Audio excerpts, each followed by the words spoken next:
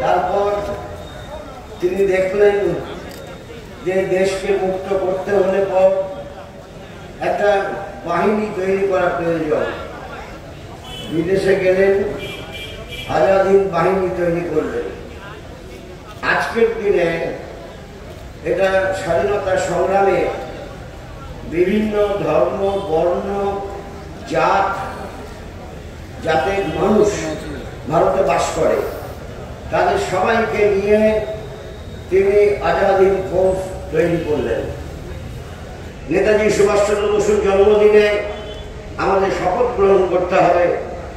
তিনি যেভাবে মানুষের ঐক্য, সংহতি, সম্প্রীতির মেলবন্ধন তৈরি করার জন্য সারা জীবন লড়াই করে গেছেন, যতদিন বেঁচে ছিলেন তাকে পাথেয় করে আমরা আমাদের দেশের মানুষের লড়াই সংগ্রামকে অগ্রসর করতে, অত্যাচার, নিপীড়ন, শোষণ বঞ্চনার বিরুদ্ধে জোরদার সংগ্রাম গড়ে তোলার লক্ষ্যে পথ চলতে আমাদের ঐক্যবদ্ধ হতে হবে। এসব বিষয় গবেষকদের বিষয়, তারা গবেষণা করল।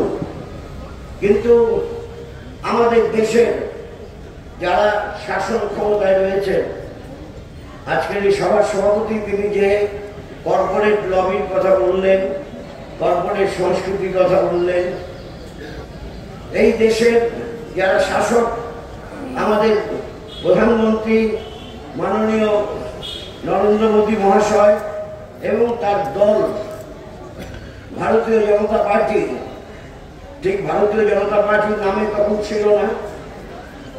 1925 সালে RSS গড়ে ওঠার পর 1925 সালে হিন্দু মহাসভা তৈরি হয়েছিল।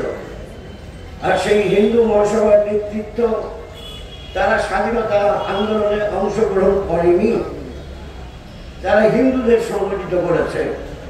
কিন্তু ব্রিটিশ সাম্রাজ্যবাদের অর্পণমুক্ত হয়ে স্বাধীনভাবে দেশ তার জন্য কুরবানি করেনি, বরঞ্চ যখন ধরা পড়তো তখন মুচলেখা দিয়ে আমরা স্বাধীনতা আন্দোলনে অংশগ্রহণ করিনি, ওখানে আমরা গিয়েছিলাম।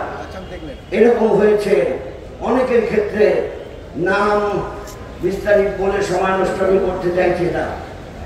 সেই ভারতীয় জনতা পার্টির নেতৃত্বে যে সরকার দিল্লির মসনদে বসে আছে, তারা আজকের দিনটাকে পরাক্রম দিবস ঘোষণা করেছে।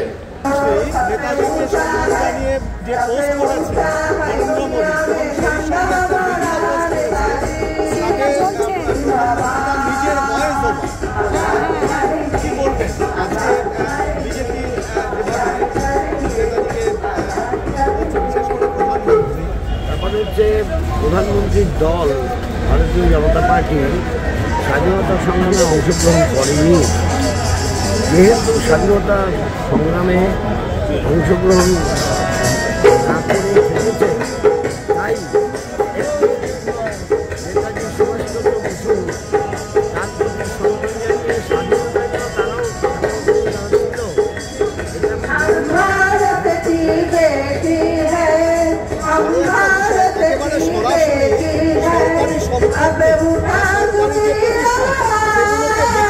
জানিয়ে স্বাধীনতার জন্য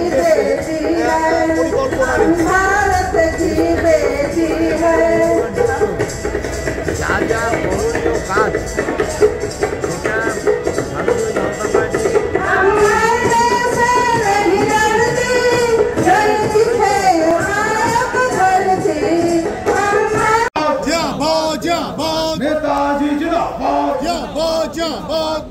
এবারে শ্রদ্ধা জানাবেন কমরেড নরেন চট্টোপাধ্যায়, শ্রদ্ধা জানাবেন কমরেড স্বপন ব্যানার্জি, শ্রদ্ধা জানাবেন কমরেড রবীন দেব, শ্রদ্ধা জানাবেন কমরেড মনোজ